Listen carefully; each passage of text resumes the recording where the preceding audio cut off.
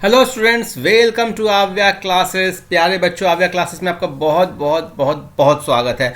और आज जो हम लोग वीडियो देखने वाले हैं वो है रिफ्रैक्शन बाय अ लेंस। ठीक है, सो इसमें बेसिकली हम लोग दो फार्मूला पढ़ेंगे। पहला पढ़ेंगे लेंस मेकर्स फार्मूला और दूसरा पढ़ेंगे हम लोग जो lens formula and its magnification. इन दोनों का डेरिवेशन भी देखेंगे बिकॉज ये दोनों इम्पॉर्टेंट है, डेरिवेशन भी इम्पॉर्टेंट है। ठीक है, सो आइए बिना समय गवाए हुए पहले समझते हैं कि कैसे हम लोग इसको, जब एग्ज़ाम में आपको डिराइव करने के लिए आएगा तो कैसे आप डिराइव करोगे और साथ ही समझेंगे भी इसको। तो देखो, बेसिकली लेंस के बारे में आप जान चुके हो कि लेंस एक थिन ट्रांसपेरेंट मटेरियल होता है जो कि दो सरफेसेस से इनक्लोज्ड होता है, जिसमें एटलीस्ट एक सरफेस आपको क्या होना चाहिए, स्फेरिकल होना चाहिए। सो यदि O पर कोई ऑब्जेक्ट है और ये N1 सरफेस है, ये N2 सरफेस है, तो ये U ऑब्जेक्ट डिस्टेंस है और ये लाइट रे जो यहाँ से गई, ये लेंस से रिफ्रैक्शन के बाद, ध्यान दो, रिफ्रैक्शन के बाद फाइनली आई पे कन्वर्ज हुई। सो इमेज आपको आई पे बना। इसका इस एंड पे पोल आपको B से दिखाया गया, इस एंड पर D से दिखाया गया, और जो V है ना वो ऑप्टिकल सेंटर से डिस्टेंस लिया गया, इमेज डिस्टेंस, और जो U हो गया वो ऑप्टिकल सेंटर से हुआ ऑब्जेक्ट डिस्टेंस। अब इसका फॉर्मूला कैसे आएगा? सो आपको लेंस के दोनों सरफेस को दो पार्ट में बांटना है। ये हो गया फर्स्ट सरफेस, इस सरफेस को यहाँ पर दिखाया गया है, और जो सेकेंड वाला सरफेस है उसको यहाँ पर दिखाया गया है। तो जब वो ऑब्जेक्ट यहाँ से रखा गया था, सो इस तरफ आपको यदि लेंस का मटेरियल या लेंस का रिफ्रैक्टिव इंडेक्स यदि N2 मानोगे और इधर का N1 हो गया, तो इधर का N2 और इधर N1 और इधर फिर से N1। सो लाइट रे यहाँ से आई ऐसे, और लाइट रे पहले देखो कि नॉर्मल से कितना एंगल बना रहा है। सो पहले नॉर्मल से एंगल बनाने के लिए ये जो लेफ्ट वाला जो सरफेस है ना, इसका सेंटर देखोगे किस स्फीयर का ये हिस्सा है। जिस स्फीयर का हिस्सा है उसका सेंटर पर लाइन ड्रॉ करोगे, सेंटर ऑफ कर्वेचर, और ये रेडियस ऑफ कर्वेचर यहाँ पर जहाँ पर मिली वहाँ पर एक टेंजेंट ड्रॉ करके एक नॉर्मल लाइन ड्रॉ करोगे, और इससे आपको initial angle of incident I1 निकल गया। क्लियर है? और फिर जब ये गया तो इसने एक इमेज I1 यहाँ पर बनाया। ठीक है, हालांकि ये बना नहीं है, ये बना था उससे पहले यहाँ पर दूसरा सरफेस आ गया, और दूसरा सरफेस ने इसको फिर से रिफ्रैक्ट कर दिया। मैं यहाँ पर बता देता हूँ, उसके बाद ये और अच्छे से आपको समझ में आएगा। यहाँ पर ये कोई ऑब्जेक्ट है, यहाँ पर लाइट रे आई और इसने इसको रिफ्रैक्ट किया यहाँ पर, यहाँ तक तो आया ठीक था, फिर इसने इसको रिफ्रैक्ट कर दिया और I1 की जगह एक्चुअल में इमेज I पे बन गया। क्लियर है? सो हमको दो स्टेप में देखना है। सो पहले स्टेप के लिए आप जब फॉर्मूला लगाओगे N2 by V minus N1 by U is equal to N2 minus N1 by R, तो देखो आप साइन कन्वेंशन भी आप लगाओ, या साइन कन्वेंशन हम लोग बाद में लगा देंगे। सो R1 हो गया इधर लेफ्ट वाले सरफेस का रेडियस ऑफ कर्वेचर जो BC1 है। पहले हम लोग देखते हैं V के लिए क्या हो जाएगा, ये डिस्टेंस B से लेकर के I1 तक, और ये पॉजिटिव साइन के साथ आएगा क्योंकि इंसिडेंट रे का डायरेक्शन इस तरफ है, तो पॉजिटिव इधर तरफ निगेटिव। सो हो गया N2 by BI1 minus N1 by, ये हो गया UOB माइनस OB, चूंकि माइनस साइन के साथ आएगा, is equal to N2 minus N1 by, ये कितना हो गया BC1। सो ये हो गया N2 by BI1 plus N1 by OB is equal to N2 minus N1 by BC1। अब यहाँ तक आप समझ गए। अब क्या होता है कि यदि ये सेकेंड सरफेस नहीं होता तो यहाँ पर फाइनल इमेज बन जाता। हम लोग सेकेंड सरफेस पर देखते हैं। सो सेकेंड सरफेस के लिए क्या चीज़ है, आपको जो ऑब्जेक्ट बना है, ठीक है, ये जो ऑब्जेक्ट I1 है, ये बेसिकली सेकेंड सरफेस के लिए ऑब्जेक्ट का काम करेगा। ये फर्स्ट सरफेस का एक वर्चुअल इमेज है। ठीक है, वर्चुअल इमेज इसलिए है क्योंकि एक्चुअल में लाइट रे यहाँ पर कन्वर्ज नहीं कर पाया। सो सेकेंड सरफेस के लिए जो ऑब्जेक्ट डिस्टेंस होगा वो क्या होगा, di1, और किस साइन के साथ होगा, चूंकि इसी डायरेक्शन में पॉजिटिव है तो पॉजिटिव साइन के साथ आएगा। सो आपको क्या होता है, आपको जो फॉर्मूला याद है रिफ्रैक्टिव इंडेक्स, मैं फॉर्मूला लिखता हूँ म्यू, मैं यहाँ पर रिफ्रैक्टिव इंडेक्स को म्यू से दिखा रहा हूँ ताकि आपको समझ पाओ। μ2/v minus μ1/u is equal to μ2 minus μ1/r था फॉर्मूला। अब लगाते हैं यहाँ पर, तो इस सरफेस के लिए इस साइड का रिफ्रैक्टिव इंडेक्स है n1, इस साइड का n2। सो n1/v क्या है, v हो गया ये डिस्टेंस di, पॉजिटिव साइन के साथ आएगा, माइनस μ1 फर्स्ट सरफेस का क्या हो गया n2, n2/u भी पॉजिटिव साइन के साथ होगा, di1 is equal to μ2 that is n1 minus n2/r, r इस तरफ आएगा, ठीक है। ये जिस स्फीयर का पार्ट है उसका सेंटर ये है C2 है, और ये कितना हो गया C2 into D, so minus dC2। आपने ये कर दिया, देखो अभी यहाँ पर आपने साइन कन्वेंशन अप्लाई कर दिया है, इसलिए जो फॉर्मूला निकलेगा ना वो एक जनरल फॉर्मूला निकलेगा। क्लियर है। सो आपको निकला, पहला फॉर्मूला था ये और दूसरा निकल के आया ये, ठीक है।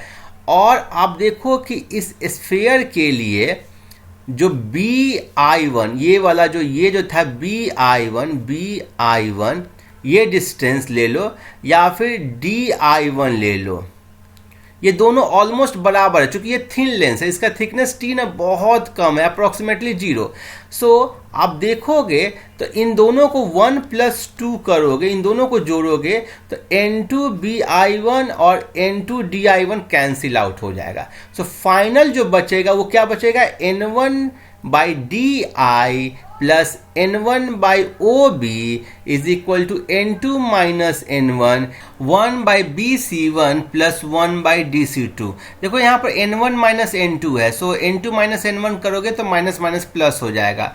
सो देखो यही चीज़ यहाँ पर लिखा गया होगा, n1/OB plus n1/di is equal to n2 minus n1 1/BC1 plus 1/DC2। So अब देखो कि मान लो कि ऑब्जेक्ट यदि इन्फिनिटी पे रखा गया है तो उस केस में इमेज कहाँ पर बनता है, फोकस पे बनता है। आपको मालूम है कि यदि पैरेलल लाइट रे आए, ठीक है, तो इमेज कहाँ बनाती है, फोकस पे बनाती है। सो ये डिस्टेंस हो जाएगा f और u का वैल्यू कितना हो जाएगा, इन्फिनिटी, डेट इज OB को आपने इन्फिनिटी डाल दिया और di को आपने f डाल दिया, तो ये आपको चेंज इसमें हो गया। क्लियर है। सो यही सब बातें यहाँ पर लिखी गई है। और the point where image of an object placed at infinity is formed is called the focus f of the lens and distance f gives its focal length. A lens has two foci f and f dash on either side of it. इसके बारे में ये एक को primary focus कहते हैं, एक को सेकेंडरी कहते हैं, हम लोग पहले भी देख चुके हैं, आगे भी देखेंगे। और BC1 देखो, ये आप यदि लाइट रे ऐसे आ रही है तो इस डायरेक्शन को आप पॉजिटिव मानोगे, सो BC1 इस तरफ होगा, ठीक है, और जो DC2 है वो इस तरफ होगा। सो इसका यदि रेडियस ऑफ कर्वेचर इस वाले सरफेस का R1 मानोगे तो प्लस R1 हो जाएगा, इस वाले का R2 मानोगे तो माइनस R2 हो जाएगा। सो जब ये दोनों को अप्लाई कर दोगे तो जो फॉर्मूला निकल के आएगा वो आएगा 1/f इज इक्वल टू, देखो 1/f is equal to n1 को इधर से लेफ्ट से राइट साइड में ले जाओ, सो n2/n1 minus 1/r1 minus 1/r2। और ये आपको ना n2/n1 को हम लोग n21 भी बोलते हैं। यही आपको है लेंस मेकर्स फॉर्मूला, जिससे कि लेंस का फोकल लेंथ डिफाइन होता है। It is useful to design a lens of desired focal length using surface of suitable radii and curvature. Note that this formula is true for a concave lens also. So concave और convex दोनों type के lens के लिए ये equally valid है। In this case R1 is negative and R2 is positive and therefore F is negative. So हम लोग इसको अभी हम लोग रफ में एक बार देख लेते हैं कि अलग अलग टाइप का जो लेंसेस होते हैं उसके लिए आप लेंस मेकर फॉर्मूला कैसे अप्लाई करोगे। सो यहाँ पर सबसे पहले हम लोग बाई कन्वेक्स लेंस लेते हैं या फिर डबल कन्वेक्स लेंस लेते हैं, और इस केस में देखो ये आपको R1 जो है वो आपको क्या पॉजिटिव साइन के साथ आएगा, और R2 जो है वो आपको निगेटिव साइन के साथ आएगा। और आप मानो कि R1 is equal to R2 है, और इसका रिफ्रैक्टिव इंडेक्स N21 है, ये मीडियम है, वो उसका रिफ्रैक्टिव इंडेक्स N1 है, और इस ऑब्जेक्ट का N2 है। सो ये हो जाएगा 1/f is equal to N21 minus 1 और 1/R1, सो 1/R, ये दोनों का वैल्यू R डालो, माइनस 1/-R, चूंकि R2 का वैल्यू कितना हो जाएगा, -R के इक्वल हो जाएगा। यहाँ पर केवल मैग्नीट्यूड हमने लिखा है, तो ये हो गया N21 minus 1 divide into 2/R, और यहाँ से फोकल लेंथ हो गया R/2 N21 माइनस 1।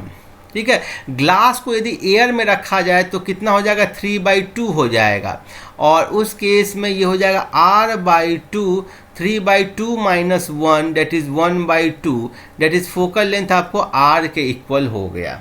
अब दूसरा हम लोग देखते हैं, यदि डबल कनकेव लेंस या बाई कनकेव लेंस या कनकेव लेंस के बारे में बात करोगे, जिसमें कि लाइट रे जब आती है तो डाइवर्ज कर जाती है। देखो ऐसे लाइट रे डाइवर्ज कर जाती है, सो फोकल लेंथ इसको पीछे में एक्स्ट्रापोलेट करोगे तब बनेगा। सो इसका फोकल लेंथ आपको निगेटिव आना चाहिए। सो यही आपके बुक में लिखा गया। सो हम लोग देखते हैं इस सरफेस के लिए, फर्स्ट सरफेस के लिए इधर तरफ होगा R1, और चूंकि ये डायरेक्शन पॉजिटिव है, सो क्लियरली ये डायरेक्शन निगेटिव होगा। सो R1 हो जाएगा -R के इक्वल। मैं मानता हूँ कि दोनों का रेडियस सेम है, और R2 आपको +R के इक्वल होगा। सो 1/f हो जाएगा N21 माइनस 1। देखो बहुत इंपॉर्टेंट है ये सब चीज़ें। -1/R माइनस R2 क्या है, प्लस के साथ है, R। सो N21 माइनस 1 माइनस 2/R, और यदि आप N21 को वैल्यू आप ले लिए 3/2, ग्लास इन एयर माने, तो F का वैल्यू हो गया R/2 माइनस साइन के साथ इंटू 1/2 दैट इज -R। सो आप देख रहे हो यहाँ पर जो फोकल लेंथ जो डाइवर्जिंग लेंस के लिए निगेटिव साइन के साथ आया, लेफ्ट साइड में आ रहा है। क्लियर है, कोई दिक्कत नहीं होना चाहिए। अब दो और केसेस हैं, उनको देख लेते हैं। ये हुआ प्लेनो कन्वेक्स लेंस। सो इस सरफेस के लिए R का वैल्यू कितना हो जाएगा, इन्फिनिटी, और ये जो होगा इसका वैल्यू क्या होगा, अगेन निगेटिव साइन के साथ होगा। यदि ऑब्जेक्ट इधर है और ऐसे आ रहा है तो सो आपको हो जाएगा 1/f is equal to N21 minus 1, 1/∞ minus 1/-R। So clearly f का वैल्यू आया R divided by N21 minus 1। ठीक है, सो ये आ गया। देख रहे हो, इसमें और इसमें बस डिफरेंस ये है कि यहाँ पर 2 का एक फैक्टर था, यहाँ पर 2 का फैक्टर नहीं है। वैसे ही दूसरा जो है प्लेनो कनकेव वाला का पार्ट देखोगे ना, तो ये होगा आपको ऐसा। ठीक है, फर्स्ट सरफेस प्लेन हो गया। सो उस केस में 1/f हो जाएगा N21 माइनस 1, 1/∞ माइनस 1/R। सो ये हो गया, f का वैल्यू हो जाएगा -R/N21 माइनस 1।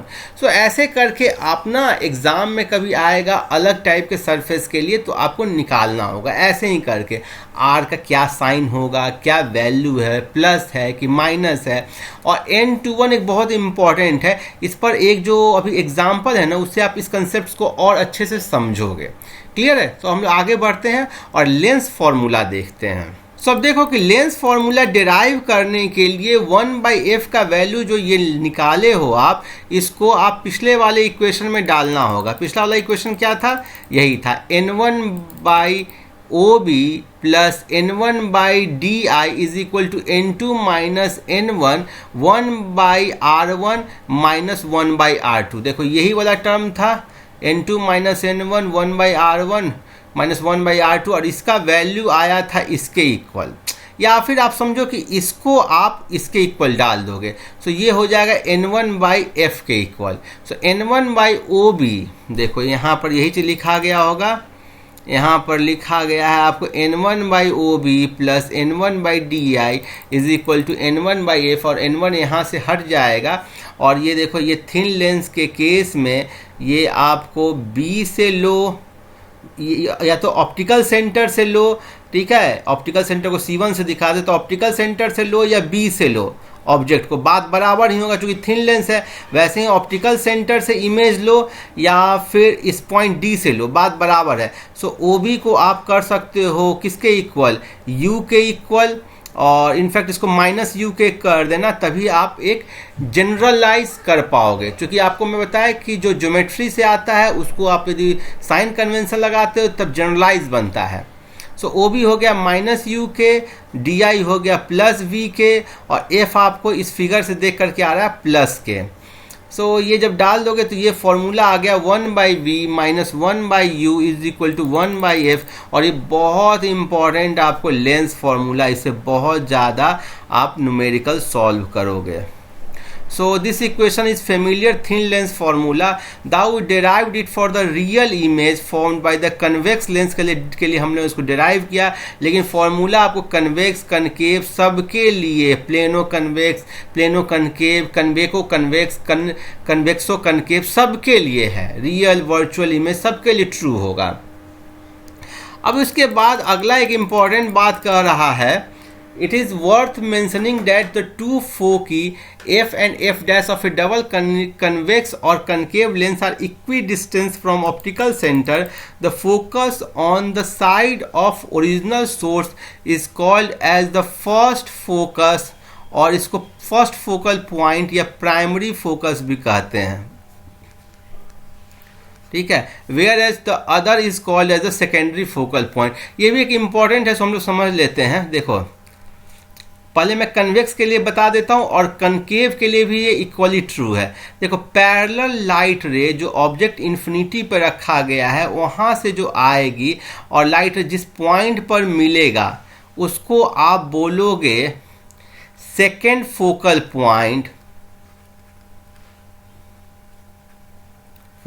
पॉइंट या सेकेंडरी फोकस, ठीक है। ये डिस्टेंस हो गया आपको, इसको आपने दिखाया, किससे दिखाया है, देखो F डैश से दिखाया है, इसका डिस्टेंस F हो गया। और प्राइमरी फोकस किसको कहते हैं, कान को इधर से पकड़ो उधर से पकड़ो, बात बराबर वाला हिसाब किताब है। यहाँ पर लेफ्ट साइड में कहाँ पर ऑब्जेक्ट को रखे कि लाइट रे इससे आपको पैरेलल होकर के निकले, मीन्स की इमेज इन्फिनिटी पे बने, तो क्लियरली फोकस पे होगा। सो ये हो गया F, इसको बोलते हैं फर्स्ट फोकल पॉइंट या प्राइमरी फोकस। प्राइमरी फोकस जहां पर रखे तो इमेज इन्फिनिटी, और पैरेलल लाइट रे है या ऑब्जेक्ट इन्फिनिटी पर है तो जहां पर इमेज बने वहां पर हो गया आपको secondary focus. Image secondary focus, object primary focus, ऐसे याद कर लो, ठीक है। So to find the image of an object by a lens, we can in principle take two rays emanating from a point on an object, trace their path using the law of refraction, and find the points where the refracted rays meets or appear to meet. However, it is convenient to choose any two of the following rays. देखो, ये दो point बड़ा प्यार से बहुत आसानी से choose हो जाता है। पहला हो जाता है पैरेलल लाइट रे, वो जाएगी कहाँ से पास होती हुई जाएगी, फोकस से जाएगी। और दूसरा जो लाइट रे ऑप्टिकल सेंटर से जाता है ना, वो अनडेविएटेड जाता है, कोई डेविएशन नहीं। सो इन तीनों को आप यूज़ कर लोगे ना तो इन्हीं दो लाइट रे से बन जाता है। और तीसरा आप जानना चाहते हो तो इस फोकस से पास करा दो और वो पैरेलल हो जाएगा। सो यही सारी बातें लिखी गई होगी, ठीक है। सेकेंड प्रिंसिपल फोकस से पैरेलल लाइट रे पास करती है, ठीक है। ऑप्टिकल सेंटर से जो पास करती है वो अनडेविएटेड पास करती है, और फर्स्ट प्रिंसिपल फोकस से जो पास करती है वो फिर पैरेलल निकल जाएगी। कन्वेक्स कनकेव दोनों में ये करोगे तो इमेज बनेगा। देखो, कन्वेक्स के केस में आपको हर समय क्या बनेगा, रियल इन्वर्टेड इमेज बनेगा। केवल एक केस में इमेज क्या बनेगा, वर्चुअल ध्यान रखो, केवल एक केस में बनेगा इमेज वर्चुअल, जब ऑब्जेक्ट कहाँ है, ऑब्जेक्ट है फोकस एंड ऑप्टिकल सेंटर के बीच में यदि ऑब्जेक्ट रखोगे यहाँ और इसके बीच में रखोगे ना, तो इमेज आपको इसी तरफ बन जाएगा और वर्चुअल बनेगा, इरेक्ट बनेगा और आपको क्या बनेगा, इलोंगेटेड बनेगा, बड़ा बनेगा। बाकी सब केस में रियल बनेगा, इन्वर्टेड बनेगा। और जब इसको सेंटर ऑफ कर्वेचर पे रखोगे ना, तो ये दूसरी साइड सेंटर ऑफ कर्वेचर पे बनेगा, इक्वल साइज में बनेगा। ऐसे ये सब के बारे में डिटेल में आगे आएगा, नहीं भी आएगा तो उसे प्रॉब्लम के थ्रू है, जिसको हम लोग, मैं जिसका वीडियो डिस्कस कर चुका हूँ, और एक लेंस वन शॉट वीडियो का डिस्क्रिप्शन बॉक्स दिया गया है, उसमें आप जाएंगे तो आपको सब चीज़ डिस्कस किया गया है। अब कनकेव लेंस के केस में जो इमेज बनेगा ना, वो हमेशा क्या बनता है, इरेक्ट बनता है, सीधा बनता है, वर्चुअल बनता है और स्मॉल इन साइज बनता है। तो मेरे ख्याल में आप समझ गए होंगे। देखो यही सारी बातें लिखी भी गई है, इसका मैग्निफिकेशन एक इम्पॉर्टेंट पॉइंट है जो हम लोग देख लेते हैं, ठीक है। सो आप अलग अलग प्लेस पे रख करके ट्राई कीजिए, समझना चाहिए, कहीं से भी डाउट हो तो मुझसे पूछेगा। मैग्निफिकेशन के लिए जो कंसेप्ट और फॉर्मूला जैसे आपने मिरर में निकाला था वैसे ही निकालना है। मैं यहाँ पर फिर से दिखा देता हूँ। सपोज करो कि ऑब्जेक्ट हाइट h है और इमेज हाइट h' है या h1 है, तो एक लाइट रे ऐसे आई थी, ठीक है, ये एंगल थीटा है तो ये एंगल भी थीटा होगा, और tan थीटा इस ये ट्रायंगल 90 डिग्री, ये एंगल 90 डिग्री, ये थीटा इक्वल है, ये एंगल अल्फा है तो ये एंगल भी अल्फा होगा। सो सिमिलर ट्रायंगल है, तो सिमिलर ट्रायंगल में जो साइड होता है उसका रेशियो सेम होता है। सो आप बोल सकते हो कि आप ऐसे बोल सकते हो h1/h, या फिर बोलो कि height of image by height of object, इसको ऐसे ही लिख दो ना, tan theta is equal to क्या हो जाएगा, h by object distance OD से मैं दिखा देता हूँ, ऑब्जेक्ट डिस्टेंस OD, और इसमें हो जाएगा tan theta is equal to h1 by image distance ID। अब ये कर दो h by OD is equal to h1/ID। अब आपको साइन कन्वेंशन लगाना है, क्योंकि ज्योमेट्री से आप ये निकाले हो, साइन कन्वेंशन लगाओगे तो फॉर्मूला निकलेगा। सो ऑब्जेक्ट डिस्टेंस आपको निगेटिव साइन के साथ आएगा, सो ये हो जाएगा, अच्छा h1 आपको निगेटिव साइन के साथ आएगा, क्योंकि h इस डायरेक्शन को आप पॉजिटिव लोगे तो इस डायरेक्शन को आप निगेटिव लोगे, इस डायरेक्शन को आप निगेटिव लिए हो, इस डायरेक्शन को आपने पॉजिटिव लिया है। सो ये हो जाएगा h by minus U is equal to minus h1/v, और यहाँ से हो गया h1/h is equal to v/u। सो यही आया आपको मैग्निफिकेशन का फॉर्मूला। इस पर साइन कन्वेंशन अप्लाई करो और प्रॉब्लम सॉल्व करते रहो, ठीक है। और इरेक्ट या वर्चुअल इमेज के लिए m क्या आएगा, पॉजिटिव आएगा, जबकि इन्वर्टेड इमेज के लिए m का वैल्यू निगेटिव आएगा। आप सॉल्व करके देखिएगा, ठीक है। सो आपको समझ में आ जाएगा। यदि m का वैल्यू निगेटिव आया, आप जब प्रॉब्लम सॉल्व किए, इसका मतलब ऐसे ऑब्जेक्ट था तो ऐसे इमेज बना होगा, और m का वैल्यू पॉजिटिव आया, इसका मतलब ऐसे ऑब्जेक्ट है तो ऐसे ही इमेज बना, ठीक है। फिर यदि m का वैल्यू ग्रेटर देन 1 है, इसका मतलब मैग्नीफाइड इमेज है, पॉजिटिव साइन के साथ आया तो मैग्नीफाइड और इरेक्ट है, और निगेटिव साइन के साथ लाइक सपोज कर -2 आया, इसका मतलब बड़ा है लेकिन इन्वर्टेड है। सो m का साइन से, m के मैग्नीट्यूड से आप किस टाइप का इमेज है ऑब्जेक्ट के रिस्पेक्ट में वो बता सकते हो। अब ये एक अच्छा प्रॉब्लम है जिससे हम लोग ये कंसेप्ट सीख लेंगे कि लेंस को किसी अदर मीडियम में रखा जाए तो क्या इम्पैक्ट पड़ता है, एग्जाम्पल नंबर 9.7 से। सो उससे पहले मैं इसको आपको इरेज कर देता हूँ। एग्जाम्पल नंबर 9.7 ये बोल रहा है, a magician during a show makes a glass lens with n is equal to 1.47 disappears in a trough of liquid. What is the refractive index of liquid? Could the liquid be water? देखो show में एक magician बताता है एक glass lens है जिसका refractive index 1.47 है, ये डिसअपियर हो जाता है। इसको एक लिक्विड में डालता है ना, एक लिक्विड में इसको डालता है तो ये गायब हो जाता है। तो डेफिनेटली गायब तभी होगा जब इसका रिफ्रैक्टिव इंडेक्स जो लिक्विड का होगा वो इस लेंस के इक्वल होगा। सो क्लियरली रिफ्रैक्टिव इंडेक्स इसका 1.47 है, और रिफ्रैक्टिव इंडेक्स जब लिक्विड के इक्वल हो जाएगा तो फोकल लेंथ पर क्या असर बनेगा। सो 1/f होता है n2 या लेंस का refractive index divided by medium का refractive index minus 1/r1 minus 1/r2। यही फॉर्मूला हम लोगों ने देखा था। सो यदि लेंस का और मीडियम का इक्वल हो जाएगा तो ये 1 minus 1 into 1/r1 minus 1/r2 that is equal to 0 हो जाएगा, और यहाँ से f क्या हो गया, इन्फिनिटी हो गया। फोकल लेंथ इन्फिनिटी कहने का मतलब ये हो गया कि पैरेलल लाइट रे यदि आएगा ना तो उसको वो किसी पॉइंट पर कन्वर्ज जिस पॉइंट पर करेगा वो पॉइंट इन्फिनिटी पे होगा। तो दो पैरेलल लाइट रे कहाँ पर मिलता है, इन्फिनिटी पे मिल रहा है, इसका मतलब दोनों लाइट रे क्या है, पैरेलल है। सो लाइट रे लेंस एक प्लेन ग्लास की तरह बन जाएगा यदि रिफ्रैक्टिव इंडेक्स ऑफ मीडियम उस ग्लास के इक्वल है। लाइट रे ऐसे आएगा और ऐसे ही निकल जाएगा। समझ गए? ठीक है। सो इस पर ये एक स्पेशल केस है, ये एक अच्छा प्रॉब्लम है। सो हम लोग इसको थोड़ा सा और पढ़ते हैं। सो देखो इसका आंसर यही लिखा गया, the refractive index of liquid must be equal to 1.47 in order to make the lens disappear. That means n1 is equal to n2 that is 1/f, इससे 0 के इक्वल हो जाएगा। फोकल लेंथ इन्फिनिटी हो जाएगा। The lens in liquid will act like a plane sheet of glass, और liquid क्या है, water नहीं होगा, क्योंकि वाटर का रिफ्रैक्टिव इंडेक्स 1.33 होता है। So it could be glycerine. ठीक है। तो हम लोग एक बार इस कंसेप्ट को और फर्दर समझते हैं। देखो हम लोगों ने लेंस मेकर्स फॉर्मूला में देखा 1/f होता है म्यू लेंस या n lens divided by n medium minus 1/r1 minus 1/r2।